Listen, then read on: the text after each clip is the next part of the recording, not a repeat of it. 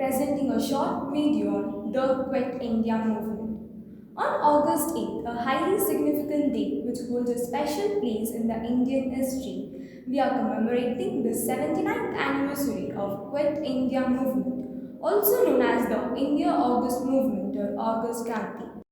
In August 1942, the Indian National Congress, led by Mahatma Gandhi, started Quit India movement and decided to launch a mass civil disobedience movement, do or die call to force British to leave India.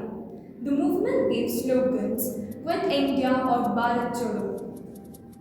In line with the Congress ideology, it was supposed to be a peaceful, non-violent movement aimed at urging the British to grant India independence.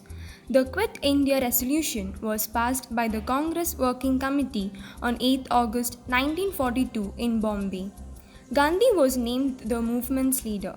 The other prominent leaders were Sardar Vallabhbhai Patel, Jawaharlal Nehru, and Maulana Abul Kalam Azad. The failure of Cripps' mission and the fear of an impending Japanese invasion of India led Mahatma Gandhi to begin his campaign for the British to quit India. Mahatma Gandhi believed that an interim government could be formed only after the British leave India and the Hindu-Muslim problem sorted out. The Quit India movement targeted the following conditions. 1. An immediate end to the British rule over India. 2. Declaration of the commitment of free India to itself against all kinds of imperialism and fascism. 3. Formation of a provisional government of India after British withdrawal. 4. Sanctioning a civil disobedience movement against British rule. What impact did the Quit India movement had brought in? 1. It demonstrated the depth of the feeling of nationalism, struggle and sacrifice had reached in the country. 2. It was made clear to the British monopolies that now they cannot rule India against the wishes of the people. 3. People from all sections and communities united together. It was a mass revolt before Indian independence. 4. It strengthened Congress party because of its heroic role in the movement. 5. There was no political activity till 1945 as most of the popular leaders were imprisoned. The Quit India movement impact was an inspiration for other nations. The world leaders like Martin Luther King of America, Nelson Mandela of South Africa, and Cesar Chavez of Mexico got influenced by Mahatma Gandhi's ideals of non-violence. What learning can you take in out of this great movement?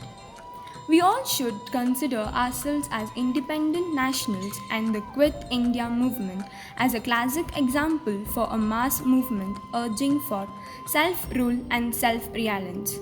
It gives us a great learning that the more united we are, the more we are powerful. The central government has announced Rs 20 lakh crore for the economic package under the Atmanirbhar Bharat Abhiyan to aid our country for the economic paralysis of coronavirus crisis.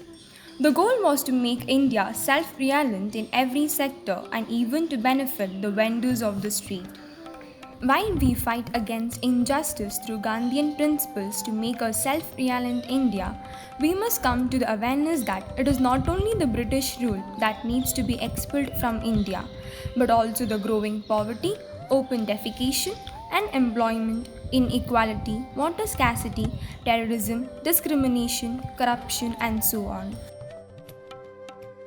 As I conclude, I urge everyone to join me to alter Mahatma Gandhi's great slogan, do or die, as fight against injustice.